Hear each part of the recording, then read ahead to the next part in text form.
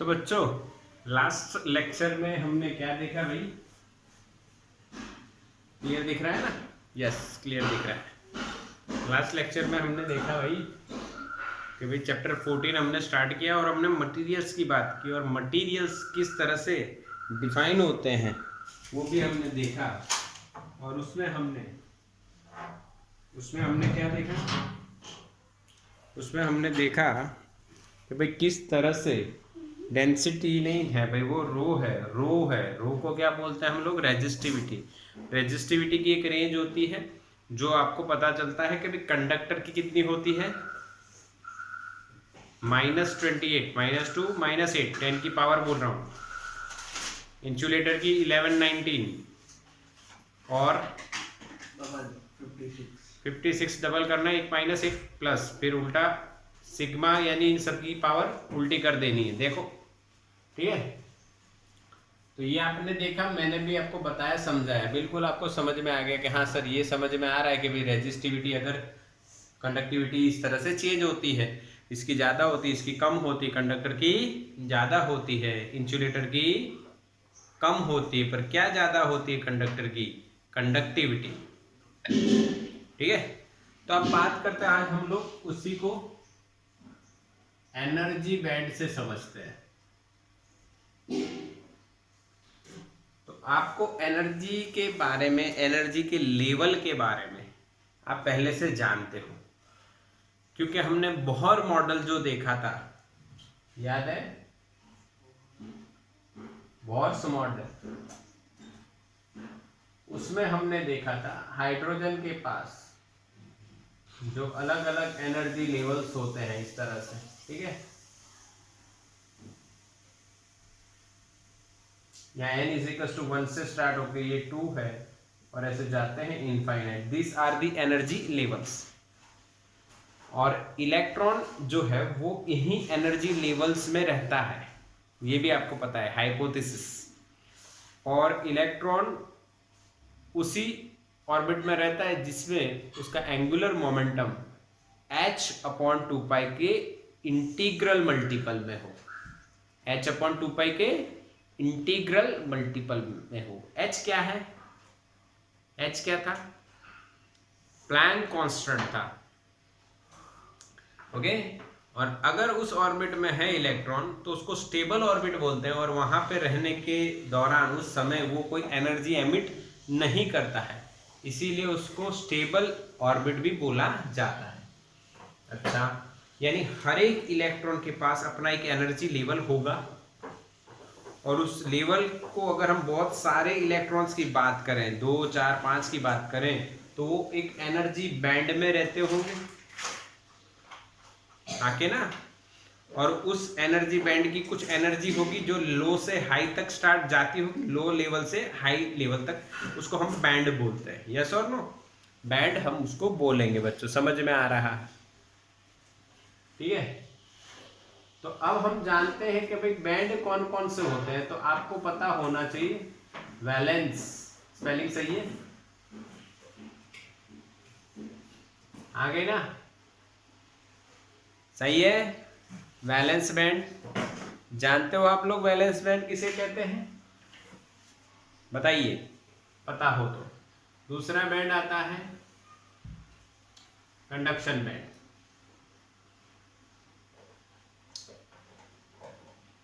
तो आपको एक बात पता होगी कि इलेक्ट्रॉनिक कन्फिगरेशन नाम तो सुना होगा, जिसमें 1s2, 2s2, 2p6, 3s2, 3p ऐसी बात करते हैं, 1s2, 2s2 वगैरह। उस इलेक्ट्रॉनिक कन्फिगरेशन में आपको एक्सटर्नल ऑर्बिट जो है, और उसमें जो एक्सटर्नल ऑर्बिट में रहते इलेक्ट्रॉन्स हैं, उनका जो एनर्जी लेवल रहेगा, वो एनर्जी लेवल जिस बैंड में हम बात करते हैं valence electrons, outer most orbit में जो इलेक्ट्रॉन्स हैं उनको वैलेंस इलेक्ट्रॉन कहते हैं, और उन वैलेंस इलेक्ट्रॉन का जो एनर्जी बैंड होगा उसको हम वैलेंस बैंड कहते हैं। समझ में आया वैलेंस बैंड क्या है? दूसरी बात करते हैं कंडक्शन बैंड। वैलेंस बैंड पे जो इलेक्ट्रॉन्स हैं वो बाउंडेड है, बट कम फोर्स से बाउंडेड है। अगर उनको किसी तरह से एनर्जी मिल जाए तो बाउंडेड इलेक्ट्रॉन फ्री हो जाएं, और जब वो फ्री होंगे तब उनके पास कोई एनर्जी होती है। एनर्जी तो होगी ना, भले ही फ्री हुए हैं पर एनर्जी तो होती है। वो एनर्जी की जो गैप यानी एनर्जी का जो लेवल होगा लो से हाई, उस एनर्जी के लेवल को हम बोलेंगे कंडक्शन बैंड। समझ में आया? यानी एक बात आप क्लियर कर दो कि जो वैलेंस बैंड है उसमें बाउंडेड इलेक्ट्रॉन होंगे और जो कंडक्शन बैंड होंगे उसमें फ्री इलेक्ट्रॉन्स होते हैं। This is the difference between valence and conduction band. Complete और नॉट? अब देखो अरेंजमेंट इस तरह से होती है, ये वैलेंस बैंड हो गया, ये वैलेंस बैंड हो गया जिसमें कई एनर्जी लेवल्स होंगे। उसी तरह से उसके ऊपर मान लीजिए ये कंडक्शन बैंड हो गया, उसमें भी कई तरह के एनर्जी लेवल हैं। ये जो लाइंस मैं बता रहा हूं ये एनर्जी लेवल्स बता रहे हैं, एनर्जी लेवल्स हैं ये, ठीक है। तो इसमें मान लीजिए इलेक्ट्रॉन्स हैं, ठीक है, इलेक्ट्रॉन्स हैं। एक्सटर्नल मोस्ट ऑर्बिट जो होगी उसमें जो इलेक्ट्रॉन्स हैं उनको वैलेंस इलेक्ट्रॉन्स बोलते हैं, और उनकी जो एनर्जी का बैंड बनता है उसको वैलेंस बैंड हम बोलते हैं। सिमिलरली जिसमें इलेक्ट्रॉन्स नहीं होते हैं इनिशियली, या इनिशियल हो भी सकते हैं, वो बात की बात है, जिसमें इलेक्ट्रॉन फ्रीली मूव करते हैं उस बैंड को हम कंडक्शन बैंड कहते हैं। तो वैलेंस बैंड की जो हायर एनर्जी लेवल है उसकी एनर्जी मैंने ईवी लिखी है, और कंडक्शन बैंड की जो लोअर एनर्जी है उसको मैंने ईसी लिखी है, लोअर एनर्जी, और ये हायर एनर्जी। इनके बीच में जो डिफरेंस आता है उसको हम लोग एनर्जी गैप बोलते हैं। आप उसको ईजी लिखते हो। और दूसरा भी एक नाम है, किसी को याद है? दूसरा भी एक नाम आप केमिस्ट्री में पढ़े हो फॉर दिस गैप, बताइए जल्दी से। एनर्जी गैप को और भी आप कुछ बोलते थे, याद है तो टाइप करके मैसेज करिए लाइव क्लास में, जल्दी फास्ट टाइप करके मैसेज कीजिए। आपको पता होना चाहिए एनर्जी गैप का एक और नाम होता है, बताइए जल्दी बताइए। नहीं पता? नहीं पता है तो अच्छे से ध्यान रखना है इसका, फॉरबिडन एनर्जी गैप। क्या बोलते हैं इसको? Forbidden energy gap. चलो पक्का समझ में आया। Valence band and conduction band किस तरह से होता है, उनके बीच की एनर्जी गैप किस तरह से होती है, किसके बीच का डिफरेंस वो होती है, ये स्क्रीनशॉट ले लो। अब हम मटेरियल्स को on the basis of energy bands, उनके बीच में क्या डिफरेंस है वो बात करेंगे। हो गया स्क्रीनशॉट? डन? मैसेज करो जल्दी।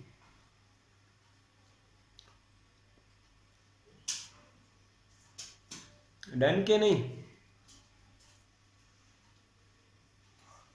डन। ओके, अब हम एनर्जी बैंड के बीच के जो डिफरेंस है उसकी बात करेंगे, और उसके बेसिस पे हम लोग मटेरियल्स को डिफरेंशिएट करेंगे। मटेरियल्स बच्चों हमें पता है, पहला टाइप कंडक्टर, दूसरा इंसुलेटर, और तीसरा सेमीकंडक्टर। चलो ठीक, सबको पता है कि भाई मटेरियल तीन तरह के हो सकते हैं, और उन तीनों में इलेक्ट्रॉन का मोशन किस तरह से होता है वो समझते हैं हम लोग। कंडक्टर आप किसको बोलते हो? जिसमें इलेक्ट्रॉन इजीली मोशन में आ जाए, करंट इजीली फ्लो हो। इंसुलेटर किसे बोलते हो? जिसमें इलेक्ट्रॉन मोशन में इजीली नहीं आते हैं, जिसमें करंट कंडक्ट नहीं होता है। तीसरा है सेमीकंडक्टर। सेमीकंडक्टर आप किसे बोलते हो? जिसमें थोड़ी सी एनर्जी दी जाए, जिसमें थोड़ी सी एनर्जी दी जाए तो इलेक्ट्रॉन मोशन में आता है और करंट कंडक्ट होता है। जो यहाँ पे जो सेमीकंडक्टर में जो एनर्जी दी जाएगी वो एनर्जी लाइट एनर्जी भी हो सकती है, हीट एनर्जी भी हो सकती है, और पोटेंशियल डिफरेंस से भी एनर्जी वो प्रोवाइड की जा सकती है। वो हमने देखना है, आगे समझेंगे, अभी आप इतना समझो। अब कंडक्टर की बात करें तो इसमें हम लोग दो डायग्राम देखेंगे।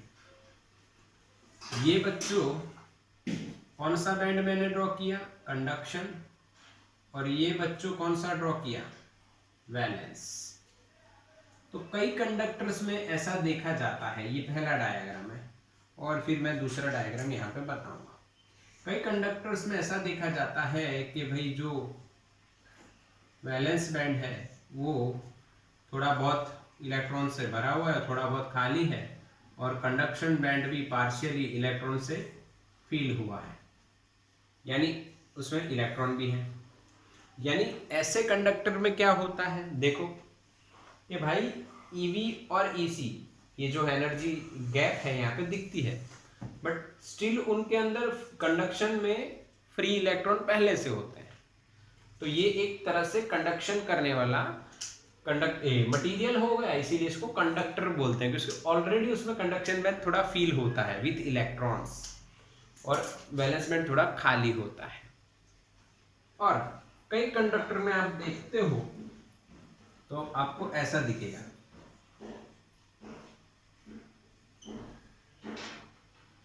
ये है ई कंडक्शन नहीं, ये ई वैलेंस और ई कंडक्शन। यहां पे देखोगे आप ओवरलैप होते हैं। क्या होते हैं? ओवरलैप होते हैं। कौन ओवरलैप होता है? दोनों बैंड, यानी इलेक्ट्रॉन इजीली वैलेंस में से कंडक्शन में मूव हो रहे हैं, क्योंकि मूव होने की जरूरत ही नहीं है, वो उसी में है, यानी फ्रीली इलेक्ट्रॉन कंडक्ट कर सकते हैं। इसको देख के आप कह सकते हो कि ईवी और ईसी, देखो कंडक्शन ऊपर आता है हमेशा, पर यहाँ पे कंडक्शन नीचे आ गया, यानी दोनों मर्ज हो गए, ओवरलैप हो गए। यानी यहाँ पे एनर्जी गैप कितनी होगी बताओ, अंदाजन आप बताओ। कंडक्टर में आप जो एनर्जी गैप लिखना चाहो तो उसको आप क्या लिखोगे? जीरो लिखोगे। कोई एनर्जी गैप नहीं मान सकते, क्योंकि इसमें electrons freely without any external energy वो अपने आप मूव हो सकते हैं कंडक्शन बैंड में, from valence to conduction. Okay. Second है बच्चों इंसुलेटर। तो इंसुलेटर का जब हम कंडक्शन बैंड ये ड्रॉ करें जो बिल्कुल खाली होता है, और वैलेंस बैंड जो भरा हुआ होता है, ठीक है, भरा हुआ होता है। यहाँ पे बच्चों जो एनर्जी गैप बहुत बड़ी होगी, जिसको आप ऐसा कह सकते हो कि इलेक्ट्रॉन कूद ही नहीं पाएगा, उसको आप कितनी भी एनर्जी दो वो कूद ही नहीं पाएगा। तो ये हो गया कौन भाई? इंसुलेटर। ये मेजर की गई और देखी गई तो 3 ईवी से ज्यादा होती है, 3 ईवी से ज्यादा होती है, यानी 3 ईवी से ज्यादा है गैप, और इलेक्ट्रॉन इजीली वैलेंस से कंडक्शन नहीं मूव होगा, यानी यहाँ पे कोई कंडक्शन नहीं होगा। सिंपल। अच्छा, लास्ट जो है वो सेमीकंडक्टर है बच्चों। सेमीकंडक्टर में ये गैप थोड़ी सी घट जाती, ईसी और ईवी के बीच की जो गैप है ये फिल है भाई पूरा, या कुछ भी उसमें वैलेंस इलेक्ट्रॉन है, और ये ईजी है, ये 3 ईवी से कम होती है। Energy gap between the valence and conduction 3 EV से कम होती है, 3 ईवी से कम होती है। बोलो समझ में आया? क्लियर ना? तीनों की तीन जो बातें हैं आपको बिल्कुल समझनी है, कंडक्टर, इंसुलेटर एंड सेमीकंडक्टर, और ये वैल्यूज याद रखनी है आपको, जिससे आप एमसीक्यू में कहीं पे बोर्ड के एमसीक्यू आ गए तो आप इनको लिख पाओ। तो इसका स्क्रीनशॉट ले लो।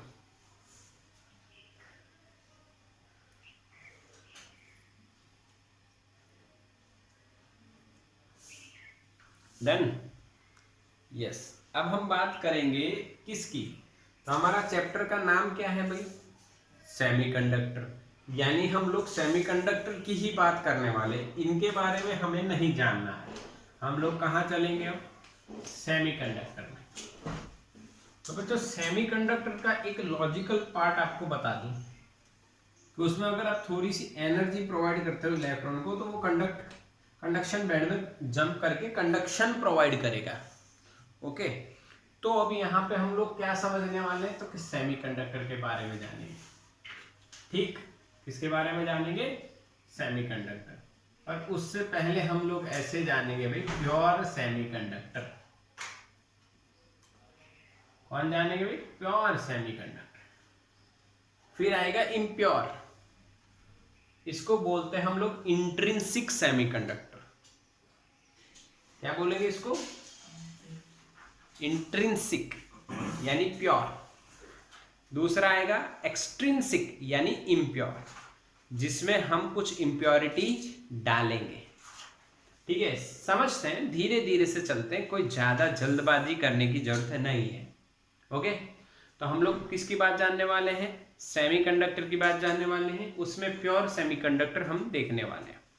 अब आपको मैंने स्टार्टिंग में बताया था कि सिलिकॉन है जिसका 14 नंबर है, तो उसकी इलेक्ट्रॉनिक कॉन्फ़िगरेशन क्या होती है, सोचो 1s2 2s2 2p6 3s2 3p2 हो गए 14। गिन लो, गिनो, 2 2 4 2 2 4 4 और 4 8 8 और 6 14, यानी 14 कंप्लीट हो गए, यानी ये कंप्लीटली हमें पता है।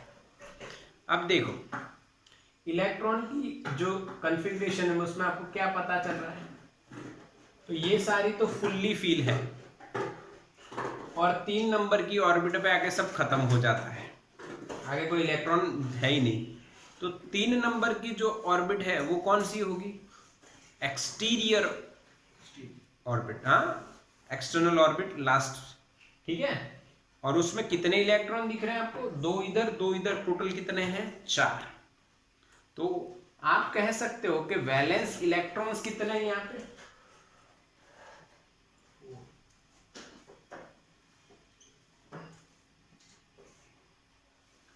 चार है, 4।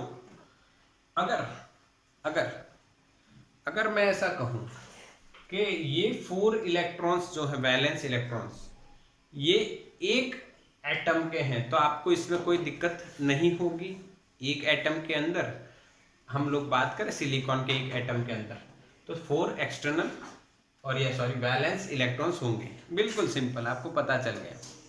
अब बात करते हैं इसके जो अलग अलग शेप्स आप पढ़े हो। अब 4 एक्सटर्नल इलेक्ट्रॉन है तो इसका शेप हो जाएगा टेट्राहेड्रॉन, टेट्राहेड्रॉन ऐसा ही होता है ना कुछ, आके ना याद करो, या एनसीईआरटी में दिया है, देखो एनसीईआरटी में दिया हुआ है, नंबर मैं बताता हूँ आपको, वो है फिगर 14.3, फिगर 14.3। ओके, 3D में क्रिस्टल स्ट्रक्चर दिया है, क्रिस्टल स्ट्रक्चर दिया है, उसमें आप देखोगे तो आपको फील होगा कि भाई एक एटम है दूसरे 4 के साथ मिलके बॉन्ड बना रहा है, टेट्राहेड्रॉन।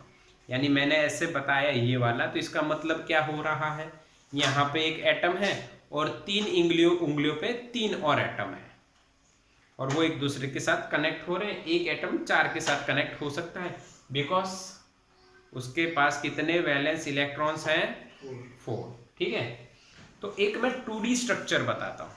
2D, ये तो 3D मैं ड्रॉ नहीं कर रहा हूँ क्योंकि टाइम वेस्ट होगा, क्रिस्टल स्ट्रक्चर है, हम लोग 2D स्ट्रक्चर की बात करते हैं।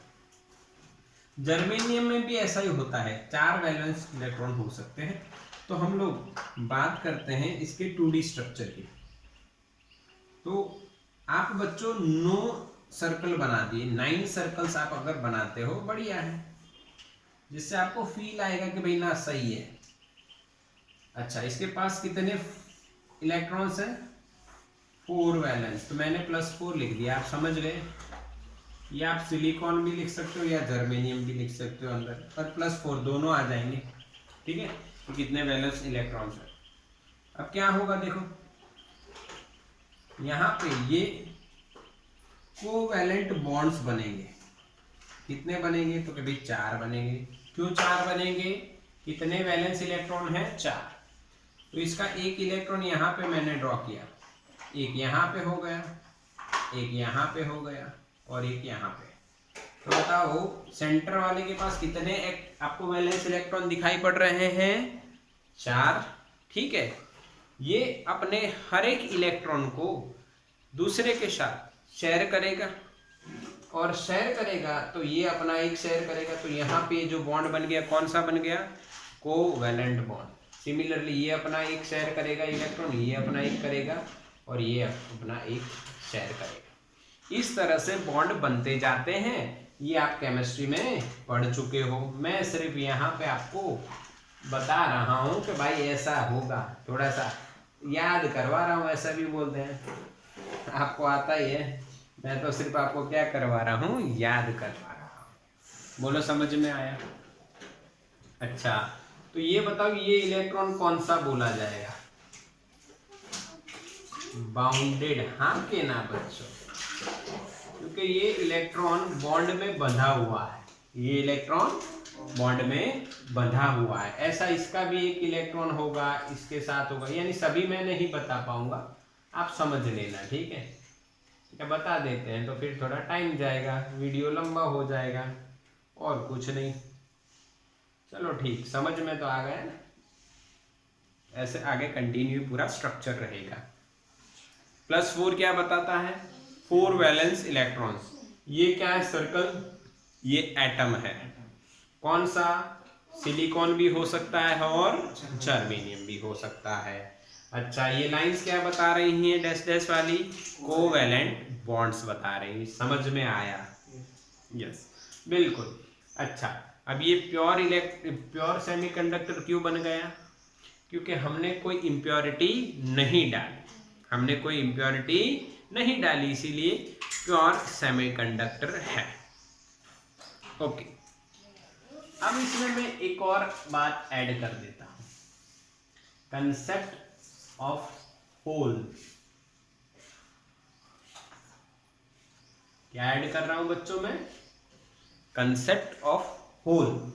होल का मतलब आपको बताना नहीं है, एक काना है, होल है, होल करा है, सुराग है।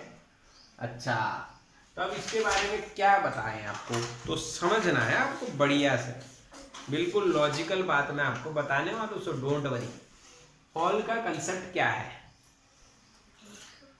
तो बच्चों आप ये बताओ कि किसी छोटे पार्टिकल को हाँ आप ऐसे फूंक मारोगे तो वो उड़ने लगेगा।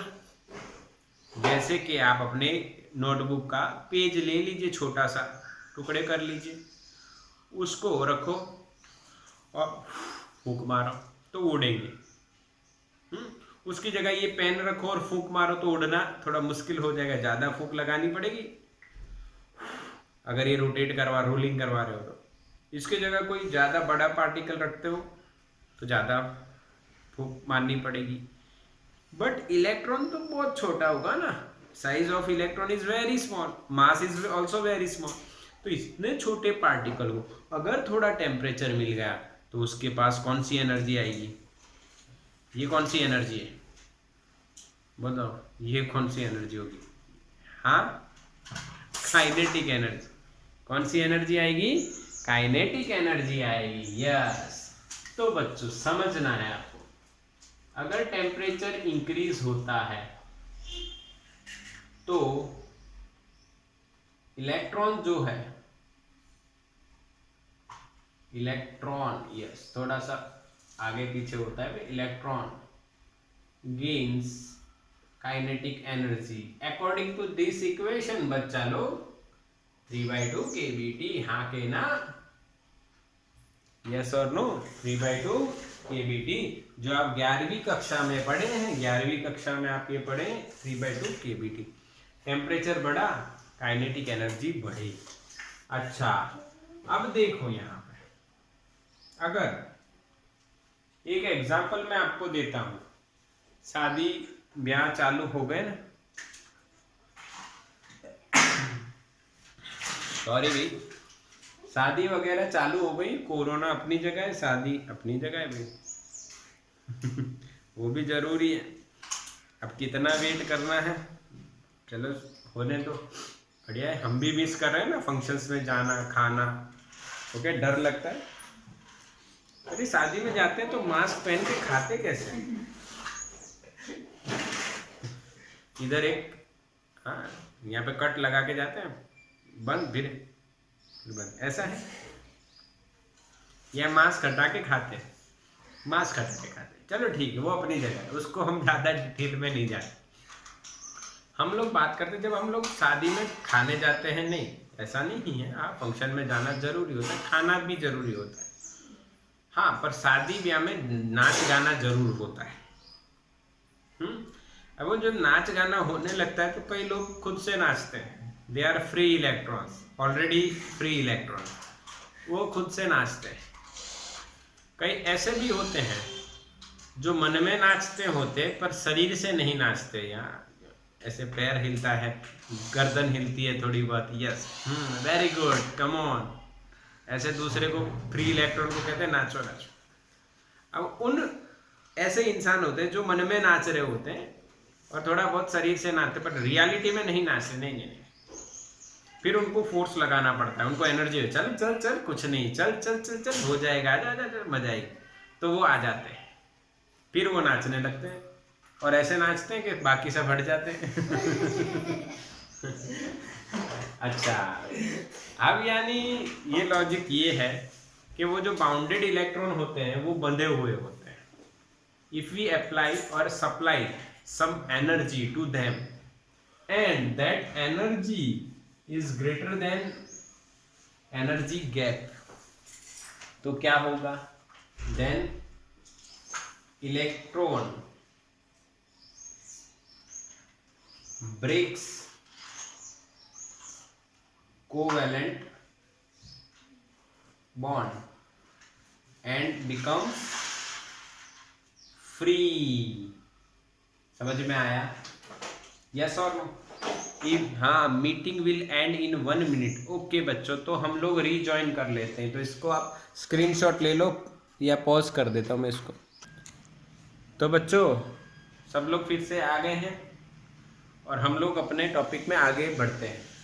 If energy given to the electron is greater than its energy gap, then electron breaks the covalent bond and becomes free, और we can say it will move in the conduction band from the valence band. Okay, तो वो conduction band में चला जाता है, free हो जाता है। एक वही डायग्राम यहाँ है, मैं यहाँ पे बताता हूँ।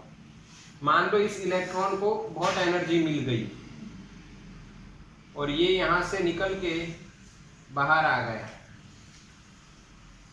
तो ये वाला जो इलेक्ट्रॉन है ये बन गया फ्री इलेक्ट्रॉन, जो कौन से बैंड में चला गया है? कंडक्शन में।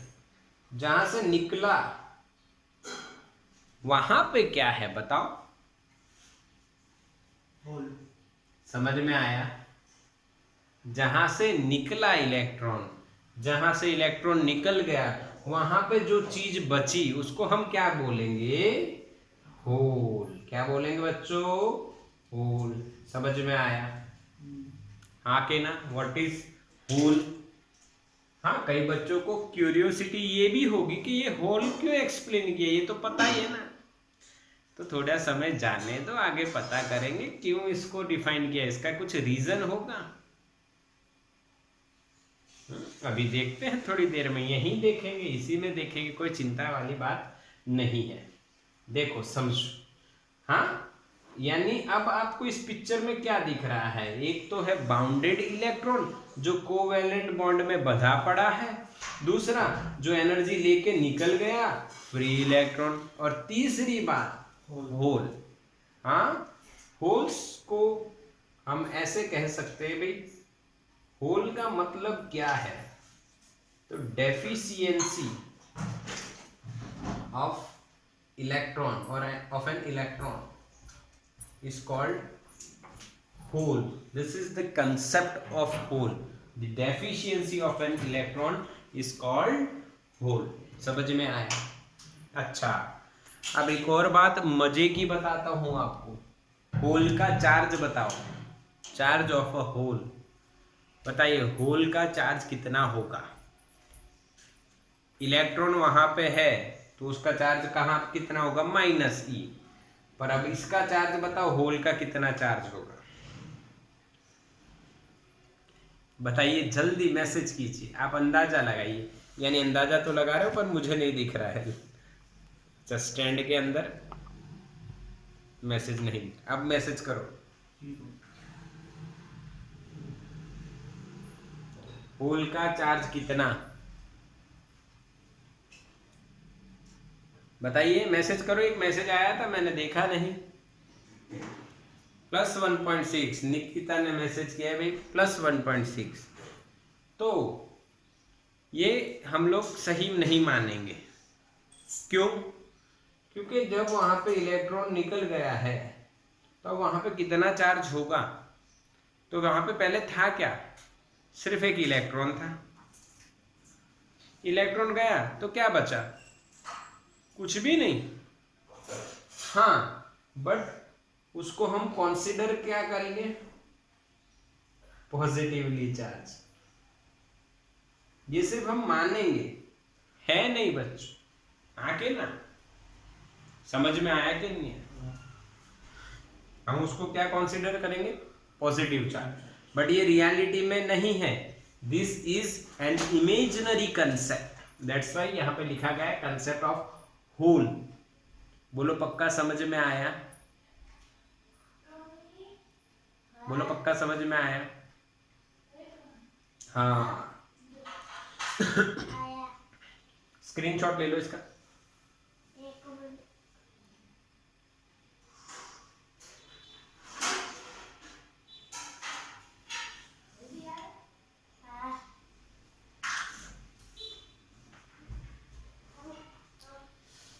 चलो ठीक हो गया। अच्छा,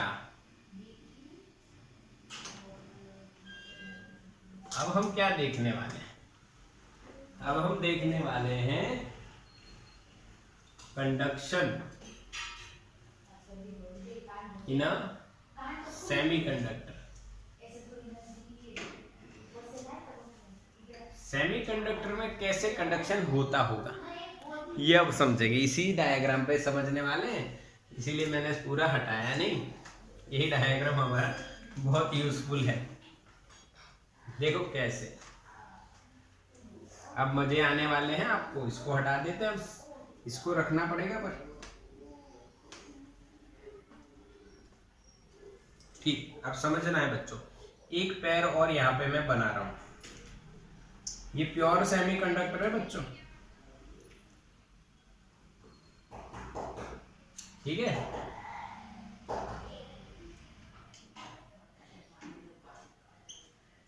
ओके, यहाँ पे इलेक्ट्रॉन बताना पड़ेगा भाई, इसके भी बताने पड़ेंगे। वो तो आपको पता ही ना क्यों बता रहे हैं हम लोग।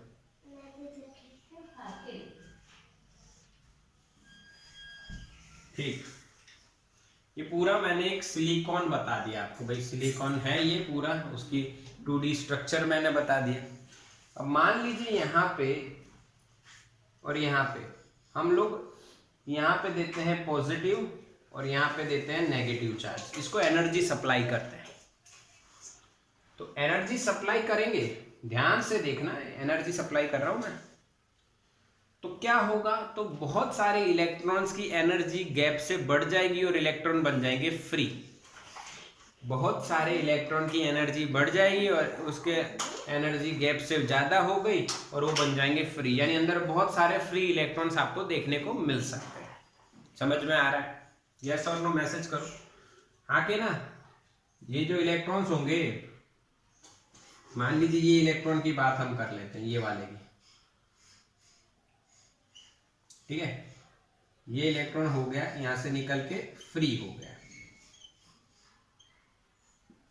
ठीक है। समझ में आ रहा है? और ऐसा, और यहां से भी एक इलेक्ट्रॉन निकल गया तो ये भी फ्री है। कोई दिक्कत नहीं। अच्छा, ये सारे फ्री इलेक्ट्रॉन किधर भाग रहे होंगे बताइए, चलो बताओ। फ्री इलेक्ट्रॉन्स प्लस की ओर भागेंगे, क्या मैं सही लिख रहा हूं? फ्री इलेक्ट्रॉन्स किधर भाग रहे हैं बताओ, प्लस की ओर भाग रहे हैं, यस और नो? सिंपल। ओके, अब इसमें एक और चीज देखने को मिली, क्या पता है? ध्यान से देखना। ये इलेक्ट्रॉन बताओ फ्री है या बाउंडेड? बताओ। बाउंडेड है। इसने एनर्जी गेन की, ये यहां से निकला और फिर यहां पे बाउंडेड हो गया। समझ में आया? ये ऐसा हुआ, यहां से फिर ये एक इलेक्ट्रॉन निकला और ये इधर फिर से बाउंडेड हो गया। ऐसा हुआ, यानी जो बाउंडेड इलेक्ट्रॉन है वो फ्री होके फिर आगे बाउंडेड हो रहे हैं और किसकी ओर जा रहे हैं? Plus side. तो यानी आप ऐसा कह सकते हो कि बाउंडेड इलेक्ट्रॉन भी उधर ही जा रहा है। अब ये तो बात आपको समझ में आ गई, बिल्कुल समझ में आ गई। हाँ सर, ऐसा हो सकता है ना कि ये इलेक्ट्रॉन फ्री होके वापस बाउंडेड हो गया, फ्री होके बाउंडेड हो गया, ऐसे चलता रहा। यानी दो टाइप के इलेक्ट्रॉन मोशन कर रहे हैं, एक कर रहा है फ्री, दूसरा कर रहा है बाउंडेड। एक कौन सा कर रहा है? फ्री। दूसरा कौन सा है? बाउंडेड। दोनों मोशन कर रहे हैं एक ही डायरेक्शन में। यानी यहाँ पे आप ऐसा कह सकते हो कि भाई जैसे कंडक्टर में सिर्फ फ्री इलेक्ट्रॉन कंडक्शन करवाते हैं, उसी तरह से सेमीकंडक्टर में कंडक्शन करवाने के लिए दो टाइप के इलेक्ट्रॉन हैं, एक फ्री और दूसरा बाउंडेड इलेक्ट्रॉन। बट यहाँ पे थोड़ा सा कंफ्यूजन वाला पार्ट आ जाता है यार, फ्री इलेक्ट्रॉन भी हैं और बाउंडेड इलेक्ट्रॉन भी हैं, दोनों एक ही ओर जा रहे हैं, तो ये थोड़ा सा कंफ्यूजन हो जाता है। तो साइंटिस्ट जो थे उन्होंने एक और कंसेप्ट सोचा जिसको हम बोलते हैं कंसेप्ट ऑफ होल। अब यहाँ पे देखो, आप एक बात ऑब्जर्व कीजिए कि जो होल्स हैं वो नेगेटिव की ओर जा रहे हैं। ये कैसी बात हुई? देखो समझाता हूं आपको। देखो यहाँ पे एक इलेक्ट्रॉन है, यानी आप मान लो आप बैठे हो यहाँ पे, तो यहाँ पे जगह भरी हुई है। अब आप यहाँ पे आए तो यहाँ पे जगह खाली हुई, यानी जो जगह खाली थी वो यहाँ पे आ गई, ऐसा ही हुआ ना। फिर आप यहाँ पे आए, यहाँ पे बैठे, तो यहाँ पे जगह खाली हो गई, तो जो यहाँ थी आई, यानी खाली जगह इस साइड आ रही है। और हाँ के ना बोलो, फील हुआ? यस और नो? यानी आप एक बेंच पे बैठे हो, आप जहाँ पे बैठे हो जिस कॉर्नर पे, वहां पे फील है पूरा बाउंडेड हुआ। फिर आप ऐसे गए तो जो खाली जगह यहाँ थी वो यहाँ आ गई, आप ऐसे जा रहे हो और खाली जगह इधर आ रही है। यस और नो? इसी तरह से बाउंडेड इलेक्ट्रॉन इस डायरेक्शन में मोशन कर रहा है, तो होल्स किस डायरेक्शन में आ रहे हैं? Negative, opposite to the bounded electron. इसीलिए हॉल का चार्ज कैसा कंसीडर किया गया है? नहीं, कैसा कंसीडर किया गया? पॉजिटिव, बिकॉज वो किसकी ओर आ रहा है? नेगेटिव। समझ में आया? तो यहां पे ध्यान रखना है आपको, करंट इसमें बनेगा, current due to free electron, that is IE, और current due to bounded electrons, और we can say due to holes. दोनों बात एक ही है ना, जितने बाउंडेड इधर जाएंगे उसके हिसाब से इलेक्ट्रॉन इधर आए, होल्स इधर आएंगे। यानी इसको अलग बताने के लिए, अगर आप अलग बता रहे हो तो यहाँ पे क्या बताया गया? IH, that is current due to hole. तो भाई करंट इन सेमीकंडक्टर, क्या आप लिखोगे बताओ? I बराबर IE प्लस IH। समझ में आया? हाँ कि ना? बोलो, क्लियर हुआ? Current in conductor due to only electron, free electron. but in semiconductor due to free electron as well as bounded or we can say due to holes। तो इसीलिए बच्चों करंट इन सेमीकंडक्टर क्या लिखा जाता है, I is equals to IE plus IH। क्या feel हुआ बच्चों? हाँ के ना, यस और नो? समझ में आ रहा है। अच्छा, एक और बात देखिए यहाँ पे, प्योर सेमीकंडक्टर में जितने इलेक्ट्रॉन्स हैं उतने ही number per unit volume holes हैं। N is equals to NH। N क्या है? Number density, number of charge carriers per unit volume, वो दोनों में सेम होती है और उसको हम लोग NI भी बोलते हैं। I stand for intrinsic. समझ में आया? यानी जितने हॉल हैं उतने ही इलेक्ट्रॉन हैं, उसी को हम इंट्रिंसिक चार्ज कैरियर्स की डेंसिटी बोलेंगे। ऐसा प्योर में होता है। बोलो क्लियर के नहीं? हाँ के ना? जितने नंबर ऑफ इलेक्ट्रॉन्स हैं उतनी ही डेंसिटी हॉल की है। समझ में आया? और उसी इंट्रिंसिक बोली जाती है। This is the simple concept. बोलो समझ में आया कि नहीं आया? Pure semiconductor. हाँ, यस, हाँ, यस, यस। अच्छा, फिर ऐसा क्वेश्चन आ रहा है, क्या सेमीकंडक्टर की कंडक्टिविटी कंडक्टर से ज्यादा होगी सर? तो कि भाई नहीं होगी। क्यों नहीं होगी? क्योंकि आपको पता है कि उसकी जो कंडक्टिविटी है वो कहाँ से स्टार्ट होती है? 28, 2 से 8। हाँ, पर उनकी कई बार सेम हो सकती है, एक रेंज में हो सकती है, और कई कंडक्टर की कंडक्टिविटी से ज़्यादा सेमीकंडक्टर की हो सकती है, हो सकती है। आप रेंज देखो, मेरे पास एक क्वेश्चन आया, सिग्मा की रेंज देखो आप 10⁻⁻, कंडक्टर के लिए और सेमीकंडक्टर के लिए। बताओ सिग्मा क्या है यहाँ पे? कंडक्टर के लिए क्या है? हाँ के ना? और सेमीकंडक्टर के लिए बोलो 11 to 19। Semiconductor 5 to 6। 5, एक प्लस होगा एक माइनस होगा। कौन प्लस है कौन माइनस है? कंडक्टिविटी सिग्मा की बात कर रहा हूं। 11 19 तो क्या है? समझ में आ रहा है? ये सही है? मैसेज करो फास्ट। सिग्मा फॉर सेमीकंडक्टर सही है? देखो एनसीईआरटी में, एनसीईआरटी निकालो और देखो क्या सेमीकंडक्टर के लिए सही है? No, yes. कुछ मैसेज आ रहे हैं नो, कुछ मैसेज आ रहे हैं यस। यानी क्या आप पढ़ क्या रहे हो? दोनों माइनस है। अच्छा, सेमीकंडक्टर के लिए दोनों माइनस है, ऐसा नहीं होगा। देखो एनसीईआरटी में देखो, 5 to -6 होगा। मैंने देखा यहाँ पे एनसीईआरटी पढ़ी यही है। हाँ, अब इसमें देखो कंडक्टर की और सेमीकंडक्टर की जो कंडक्टिविटी है वो एक दूसरे के अंदर मिक्स हो रही है। देखो ये 5, इसमें भी 5 आएगा, 5 6 7 8 तो आएगा ना, इसमें भी आएगा कि नहीं? नहीं आएगा। ये कहाँ से जाएगी? 5 से 4। हाँ, यहाँ 3 और 4 2, ये सब इसमें आएगा कि नहीं आएगा? आएगा ना। 5 से 4 3 2 1 0 -1 -2 इस तरह से चलेगा। यानी इसका कई बार ओवरलैप होता है और कंडक्टर से कई बार ज्यादा हो सकती है, इसमें कोई दोहराया नहीं है। हो सकती, can be, okay. But semiconductor में we have to provide external energy.